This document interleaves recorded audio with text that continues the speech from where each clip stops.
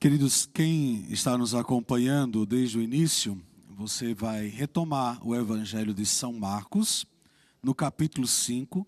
Nós falamos no primeiro momento com a mulher que sofria de hemorragia há mais de 12 anos, um fluxo de sangue, onde ela tocou em Jesus e foi curada.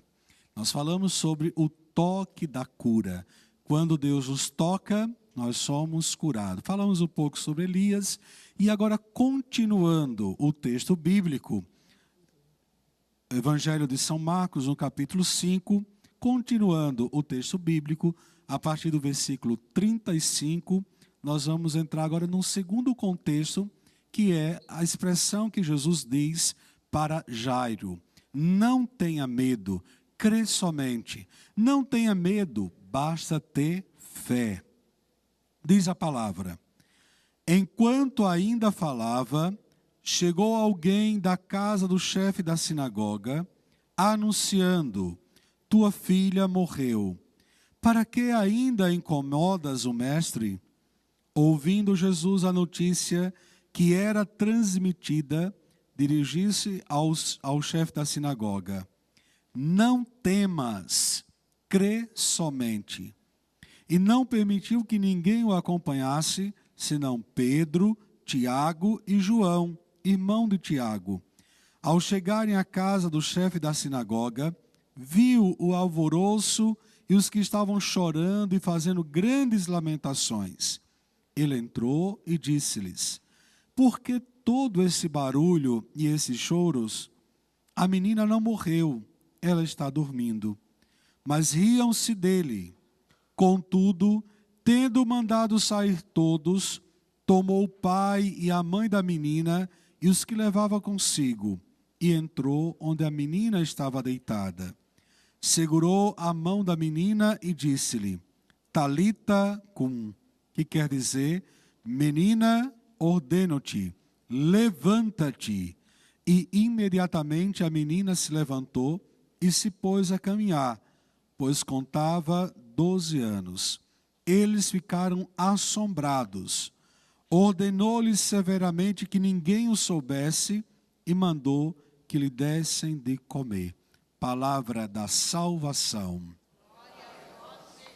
Queridos, mais uma vez a ordem da palavra do Senhor para nós: não temas, crê somente. É a ordem de Deus que dá, é o próprio Deus que dá essa ordem para nós. Levanta-te, do mesmo modo que ele fez com o profeta Elias. Levanta-te.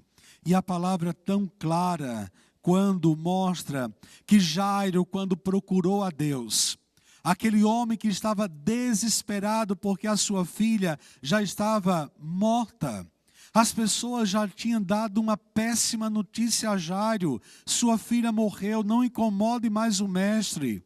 E Jesus apenas diz para Jairo: não tenhas medo, basta ter fé. Quantas vezes as pessoas chegam para nós, né? Aqueles mensageiros da má notícia. Ontem eu ria com uma pessoa lá da paróquia, uma paroquiana, ela dizia isso, né? Padre, eu acho que eu fui benzida pelo urubu. Parece que a vida toda está desandando na minha vida, né? E eu ri da situação, porque eu acho que eu nunca ouvi essa expressão, ser benzido pelo urubu. Ora, quantas vezes nós estamos padecendo por essa situação?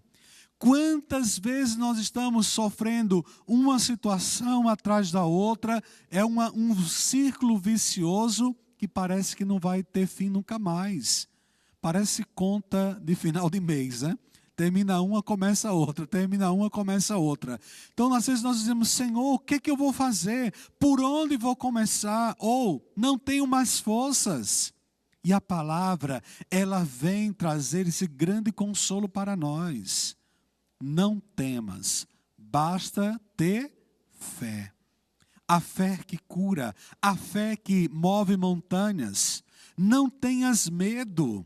E você já ouviu isso tantas vezes, né? Não tenhas medo. Na palavra de Deus se repete mais de 365 vezes essa expressão: não tenha medo. Mas, Senhor, eu estou com medo, Senhor, não sei o que fazer. Não é que você agora não vai ter nenhum medo, né? Eu estou falando aqui de medo, mas Deus sabe os medos que eu tenho diante de determinadas situações. Mas o Senhor está dizendo, não deixe que o medo paralise o seu coração. Não deixe que o medo paralise os seus relacionamentos. Não deixe que o medo paralise a sua fé. Crê somente. Basta ter fé para recomeçar. E quando o Senhor entra na casa de Jairo, é algo lindíssimo. Porque o Senhor pergunta, né, que confusão é essa? Que tanto choro é esse? Que tanto barulho é esse? Às vezes na nossa casa nós estamos vivendo a casa de Jairo, né? Tem muita gente chorando, muita gente triste, muita gente falando demais, brigando demais. Há um ditado popular que diz, casa que falta pão, todos brigam e ninguém tem razão.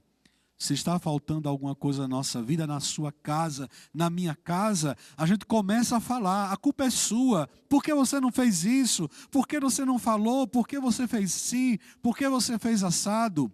Nós brigamos muito e muitas vezes não chegamos a lugar nenhum.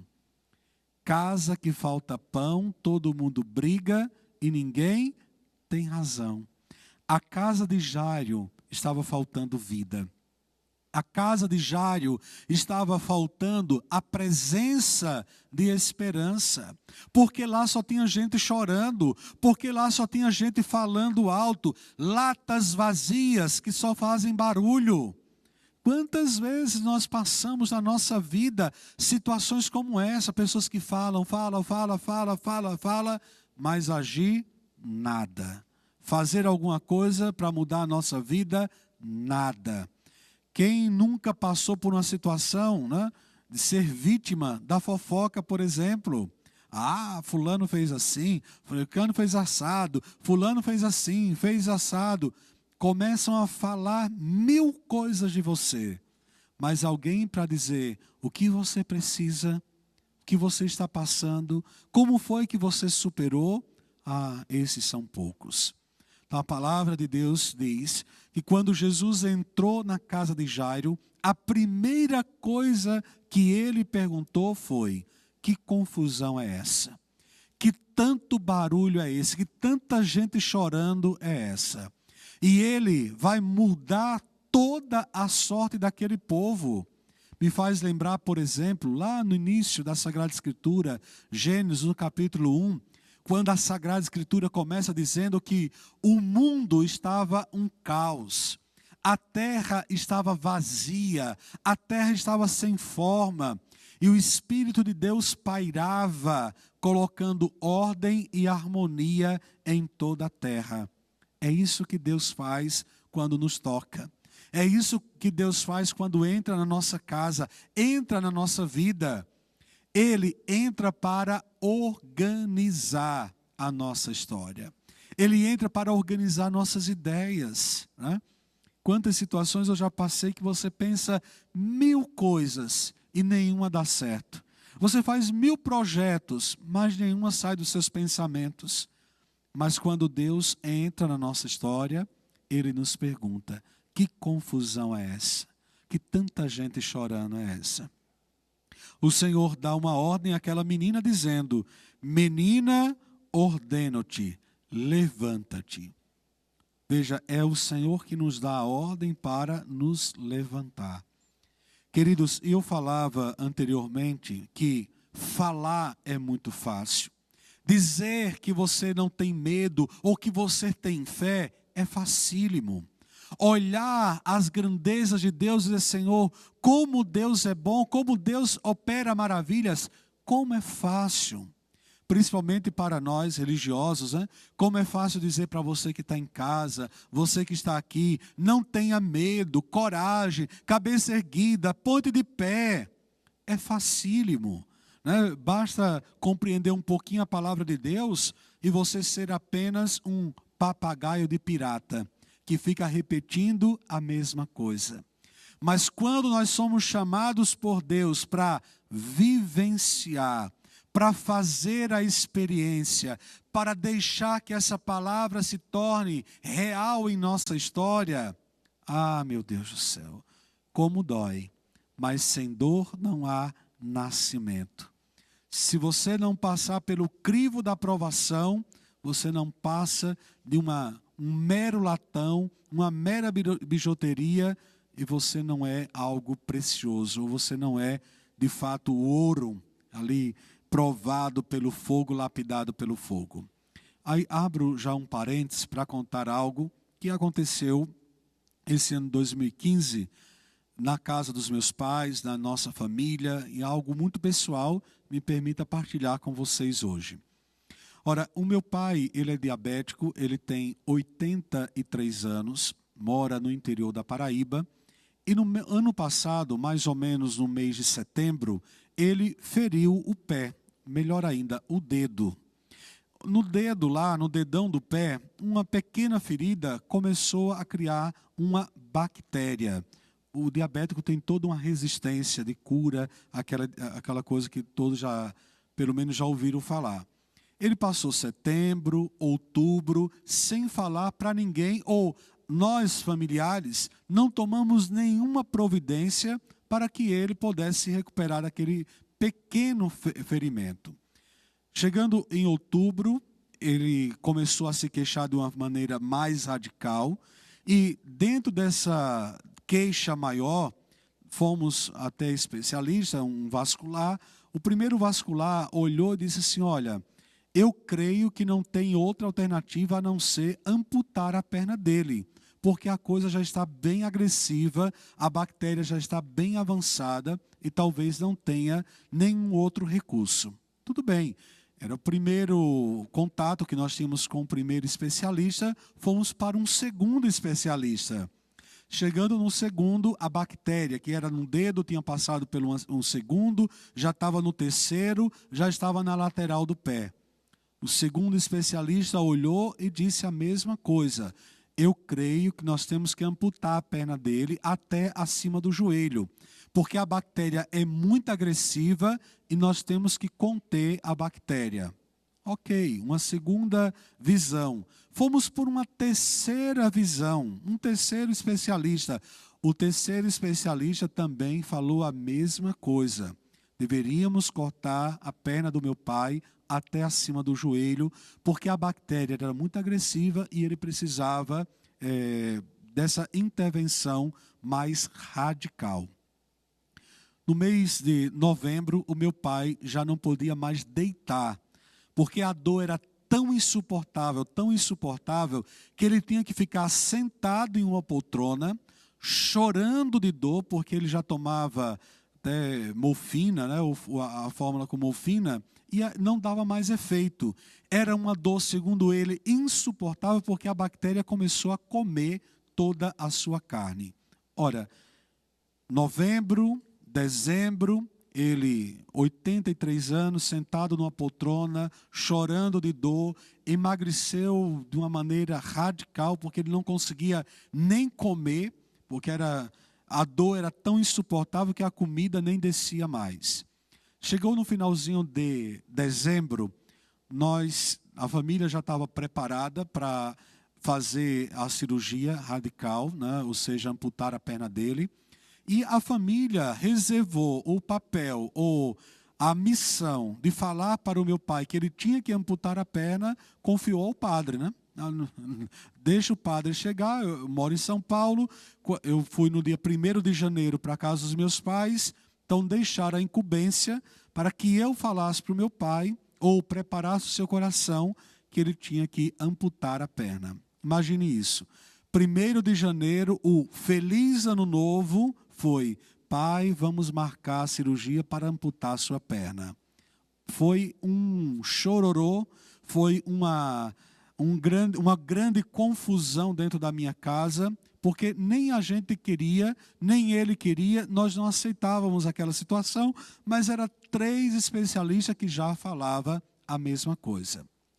Por providência de Deus, o meu pai, devido à diabetes, ele tem vários órgãos que é afetado, e um deles são os rins. Precisava de de um laudo de uma especialista dos rins. Chegamos a uma médica muito simpática, muito inteligente, uma médica que tem o nome de Talita. Por isso que o texto me fala tanto ao coração. E quando eu a conheci, a primeira coisa que veio ao meu coração, disse: meu Deus do céu, Talita, na palavra, quer dizer levanta-te, né? A palavra está dizendo para mim, para meu pai, para minha família: coragem, vamos em frente. Mas na minha cabeça, na minha razão, segundo os laudos que nós tínhamos, era para amputar a perna do meu pai. Ponto final. Ora, eu falo tanto de milagre, eu falo tanto de cura, eu falo tanto de libertação, mas eu já tinha aceitado a ideia que meu pai tinha que amputar a perna e ponto final. Estava já preparando o meu pai para isso. Quando a médica olhou os laudos, ela falou: olha, o seu pai é muito forte, tem 83 anos, é diabético, aquela coisa toda, porém, eu fosse vocês, eu procuraria um outro especialista. Mas, doutora, já passamos por 3. Outro, eu passaria por outro. Por providência de Deus, por graça de Deus, nós encontramos um 4º especialista, um vascular.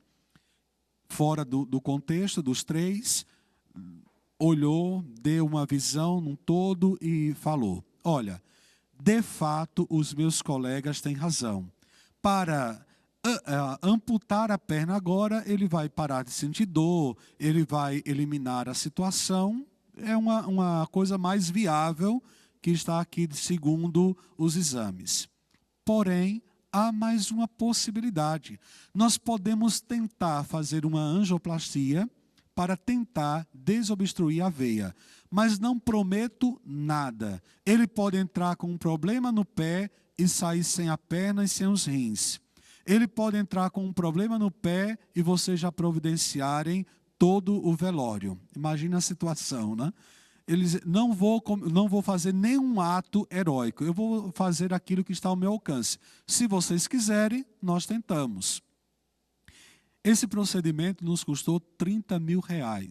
Era um orçamento que tinha, o SUS não cobria, nem o hospital cobria. Nós tínhamos que pagar esse dinheiro em 5 dias. Nós tínhamos que levantar R$30 mil. A nossa família não tinha o dinheiro. Eu disse: meu Deus, o que é que eu vou fazer? Quanto vale uma perna de uma pessoa, né?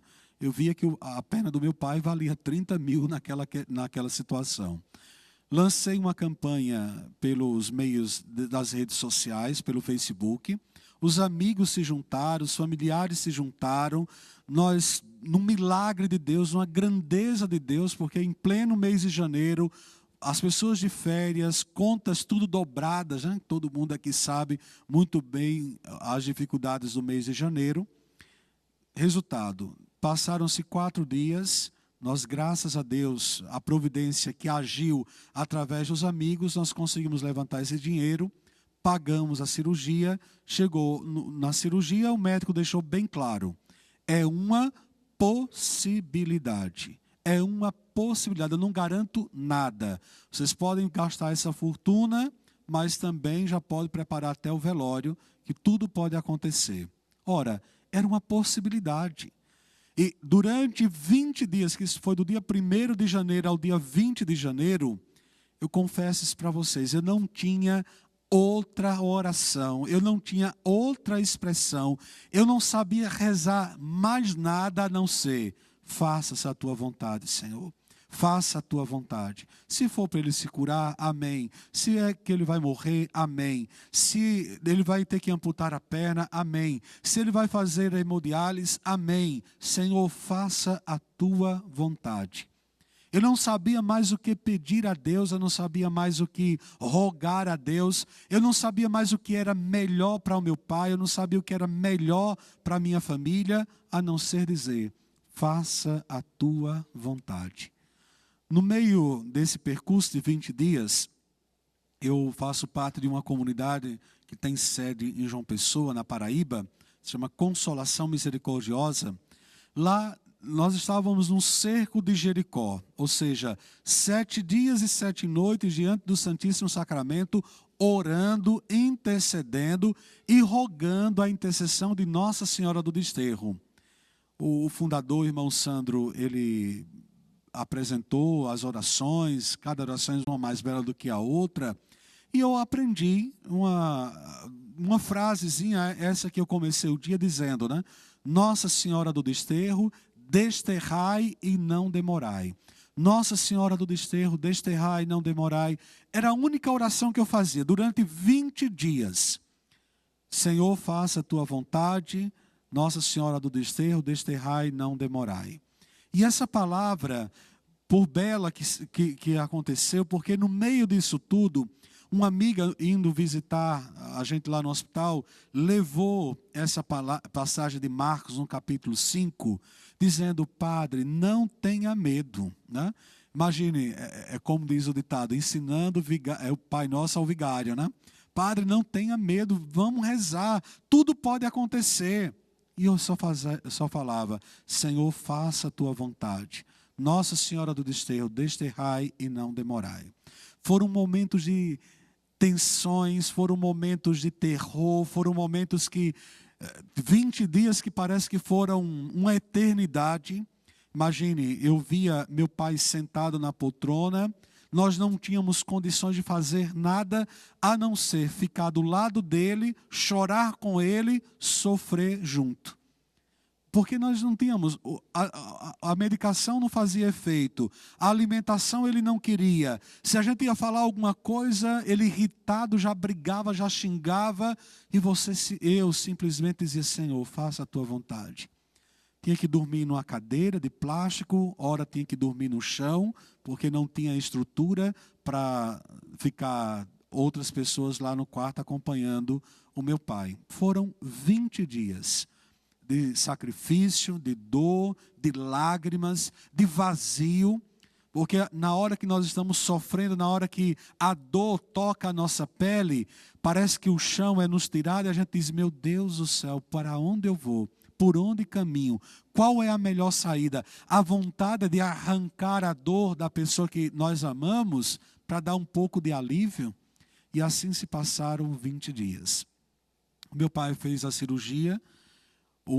Quando saiu do bloco cirúrgico, o médico preocupado, de uma certa maneira, porque ele tinha feito a angioplastia e teve que amputar um dedo. E ele dizia, nós não sabemos se a cirurgia vai dar certo ou não, porque não houve sangramento.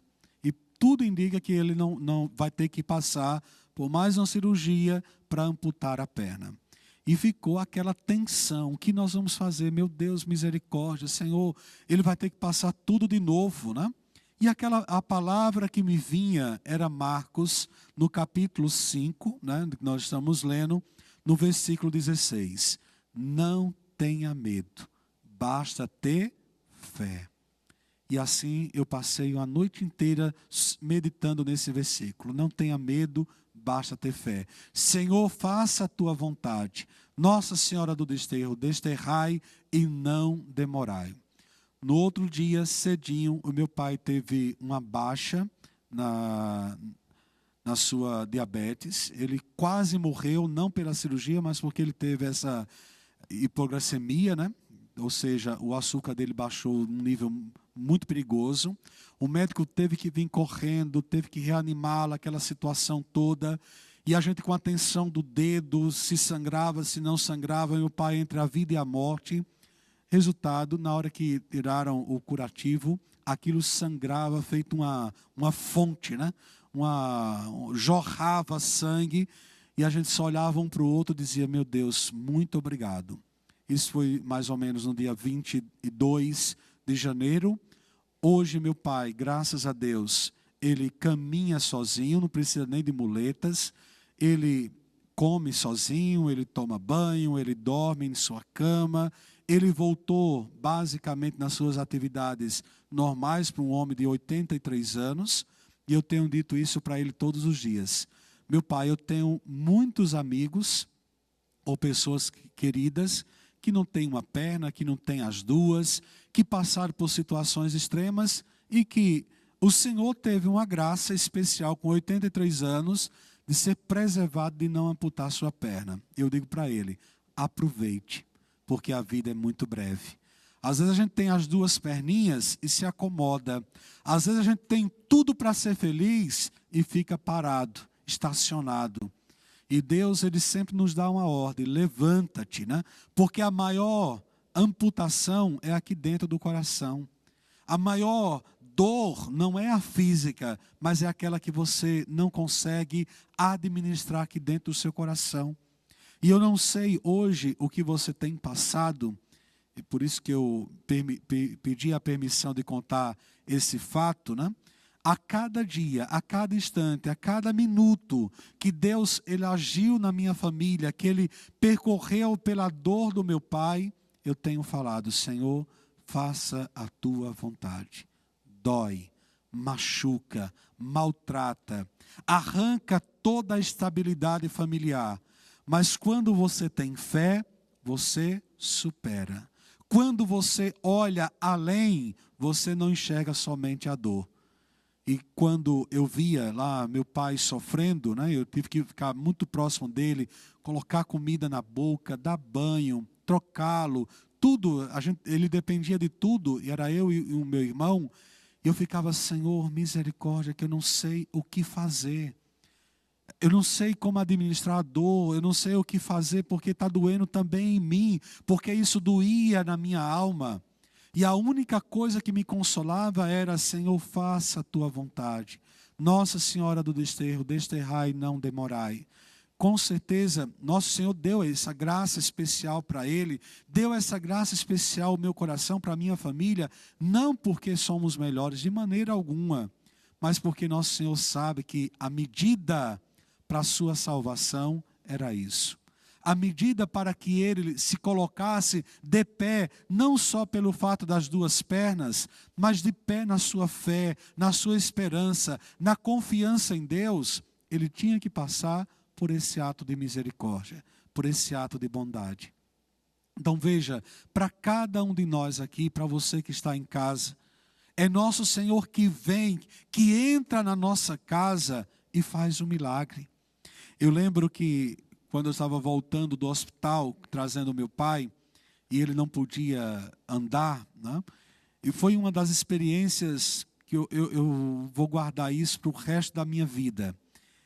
Na hora que eu tirei do carro, né, eu tive que colocá-lo nos braços, ou levá-lo no colo, ele se apoiou sobre os meus ombros, e eu tive que levar o meu pai ali no colo para dentro de casa. E quando chegamos em casa e eu olhava, né, aquela situação, porque imagine, aquele que me deu a vida, aquele que cuidou, aquele que me protegeu, aquele que estava sempre tendo atenção, né? E eu digo para vocês, se eu sou padre, é devido ao meu pai. Porque meu pai, no momento que eu precisei ir para o seminário ou para a vida religiosa, a minha mãe, que era mais fervorosa, que era praticante, que estava sempre ali na igreja, ela disse, meu filho, você não vai, você só tem 17 anos, o que você vai fazer no mundo? Você vai ter que completar os 18, você vai ter que completar os estudos. Eu dizia, mãe, se eu não for agora, eu não vou nunca mais. E meu pai, diante dessa situação toda, disse, né? Deixa ir. A porta que se abre para ele ir vai ficar aberta para ele voltar. Se não for a vontade de Deus, ele volta. Veja, meu pai não era praticante, meu pai não tinha quase, a gente até brinca, ele quase não tinha religião. E ele teve essa voz de Deus. E aquela situação, né, de poder levar o meu pai nos braços, colocá-lo em cima da cama quando eu olhava as marcas da parede, porque como ele ficava o tempo todo sentado, a parede da sala ficou toda marcada com a poltrona. E eu olhava e dizia, ali está as marcas da dor. Ali estão as marcas de 4 meses de sofrimento, de angústia, de lágrimas, de um homem com 83 anos que não sabia fazer outra coisa a não ser chorar, chorar, chorar, porque a dor estava consumindo o seu ser. Ali estavam as marcas de uma família que sofreu durante 4 meses sem saber o que fazer com uma pessoa doente, com uma pessoa enferma. E eu dizia, meu Deus do céu, que essas marcas nunca, jamais saiam do meu coração, porque não foram simplesmente marcas de dor, mas marcas de alguém que superou, olhou além, encontrou essa visita de Jesus, né? De dizer, levanta-te, por que tanto choro, por que tanta lágrima? E eu falava isso no início e quero terminar dizendo para vocês, falar, pensar, ter aqui na cabeça é muito fácil, mas quando o Padre Rafael teve que experimentar a dor da perda, o sofrimento, ministrar as lágrimas do outro, querer tirar a lágrima do pai, dizer assim, Senhor, põe um pouco em mim, porque ele não está aguentando mais. Ah, como dói. Ah, como dói quando você não tem mais o que fazer, a não ser dizer, Senhor, faça a tua vontade, porque a minha eu não sei mais o que fazer. E quando Deus vem, quando Deus intervém na nossa vida, a gente só pode dizer, Senhor, eu não sei o que fazer, só há choro, lágrimas e lamentos.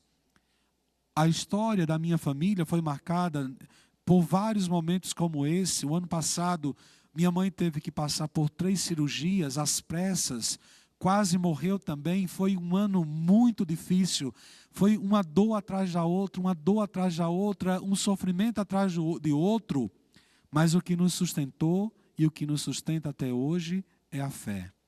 Não tenha medo, basta ter fé. E a fé que nos coloca de pé, é a fé que nos diz vá em frente, é a fé que diz vamos recomeçar de novo, é a fé que diz você ainda não completou sua missão, vamos em frente porque você tem muita coisa para fazer ainda. E é essa fé que se renova todos os dias. Não tenha medo, basta ter fé. E ao longo desses 10 anos de padre, ou até mesmo antes de ser padre, sempre quando eu expresso, eu estou rezando por você, estamos unidos na oração, né? Eu tenho uma coisa que Deus colocou no meu coração, que a oração nos une, nos congrega, e você nunca está só quando você está rezando. Porque ou você se une ao outro que está sofrendo, ou o outro se une a você que está rezando, que está sofrendo. Unidos estamos na oração, sempre, sempre. E quando eu via lá, né, as pessoas mandavam uma mensagem no Facebook, mandavam um e-mail, telefonava, ou chegava lá na minha casa ou no hospital, às vezes não tinham o que falar. Só a presença mudava tudo, porque nós não estávamos só. Os anjos que o anjo que Deus enviou lá no Antigo Testamento para falar com Elias, somos nós hoje.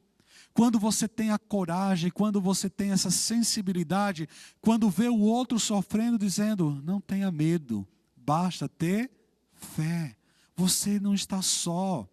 Estamos unidos em oração, estamos juntos em nosso Senhor, e nós podemos recomeçar quantas vezes for necessária. É essa a grandeza de Deus, é esse amor que nos consola, é esse amor que nos conduz, é esse amor que diz, né? Não tenha medo, basta ter fé. Então, eu não sei qual é a situação que você está passando, talvez seja uma situação muitíssimo mais grave do que essa que nós passamos na família, uma situação atrás da outra, quase perdendo um pai de um lado, quase perdendo a mãe do outro, situações familiares muito particulares que a gente diz, meu Deus, o que eu faço? Parece que quanto mais se reza, mais a assombração aparece, né? Senhor, parece que quanto mais a gente quer fazer a tua vontade, quanto mais eu quero mergulhar em águas mais profundas, mas alguém está gritando lá na praia dizendo socorro, né? Misericórdia, estou morrendo. E a gente tem que voltar, recomeçar de novo, refazer a trajetória e apostar tudo de novo em Deus. Mas veja, nosso Senhor nos dá essa pérola preciosa, essa bússola para não nos perdermos. Dá para você que está em casa, né? Não tenha medo, basta ter fé. Não tenha medo. Mas Senhor, não sei o que fazer. Não tenha medo. A sua vida está em Deus. Lança teus cuidados no Senhor e Ele tudo fará. Tudo fará. E eu tenho feito essa experiência de janeiro para cá. me unindo cada vez mais em orações com as pessoas que amo, e dizendo a cada instante, olha, quando as tuas palavras cessam, quando as suas forças se esvaem, quando você está como Elias, né, deprimido, angustiado, dizendo, Senhor, não sei mais o que fazer, esperando a morte chegar, quando você tem N sentenças de morte, ou você crê ou você morre. Ou você aposta tudo em Deus, ou você entra em desespero. Ou você diz, Senhor, eu creio, espero nas tuas promessas, ou eu vou abrir mão de tudo e vou ficar chorando simplesmente o meu lamento. Então essa grandeza que o Senhor nos faz hoje, nos convida. Ele entra na nossa casa e diz que confusão é essa, que baixaria é essa, né? O que aconteceu aqui? Não se preocupe, é Ele que toma a iniciativa. É Ele que adentra, né, afasta, exorciza. Eu lembro, nós recebíamos algumas visitas em casa e chegavam determinadas pessoas, olhavam para o meu pai e diziam assim, coitado, meu Deus do céu, vai morrer tão jovem, né?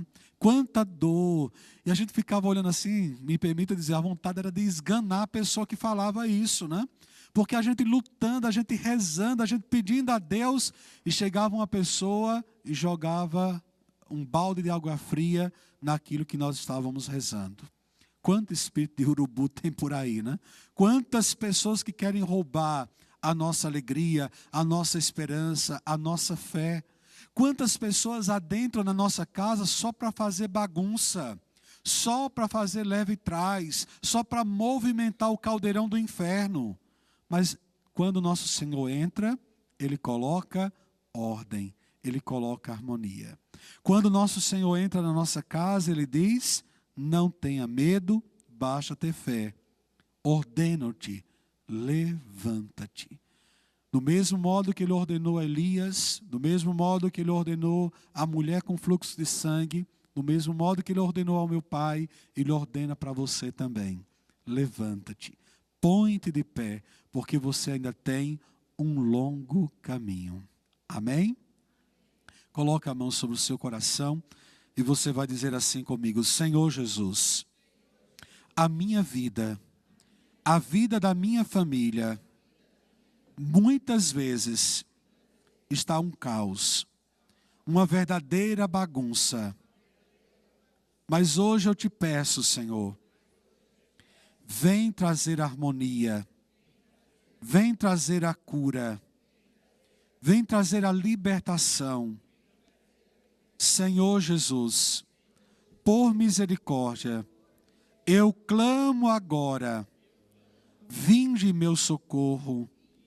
Assim como entrastes na casa de Jairo, entra também na minha casa, Senhor. Toca naqueles corações mais feridos, naquelas pessoas que mais necessitam. Jesus, por misericórdia, na grandeza do teu nome, vinde meu auxílio, Senhor. Vinde restaurar as nossas forças. Vem nos dar visão nova. Vem nos renovar, Senhor, dando esperança. Mas hoje, Senhor, de uma maneira muito especial, eu te peço, faça a tua vontade. Que a tua vontade se cumpra, Senhor, na minha vida, na vida dos meus. Realiza, Senhor, o teu querer, a tua vontade. E que Nossa Senhora desterre da nossa casa, do nosso coração, todo o mal, toda a aflição, todo o medo. E apresse do céu a minha cura, a minha libertação. Amém. A cruz sagrada seja a minha luz, não seja o dragão meu guia. Retira-te, Satanás. É mal que tu me ofereces. E dessa experiência de dor, eu organizei, não criei, mas organizei aquilo que eu rezei e que vivi esses dias, né? Unidos na Oração é um pequeno livro, uma novena a Nossa Senhora do Desterro, onde tem a novena, a oração, onde tem a devoção à Nossa Senhora do Desterro. E eu fiz essa promessa de aonde eu passar, a quem eu conhecer, eu falar sobre Nossa Senhora do Desterro. Porque no momento da dor, no momento do sofrimento, foi ela com certeza, como mãe amorosa, que desterrou todo o mal da minha casa, da minha família. E ela, como mãe amorosa, apressou a cura para o meu pai. Então, eu deixo para vocês essa lembrança e que vocês a cada instante roguem: Nossa Senhora do Desterro, desterrai e não demorai. Deus abençoe a todos.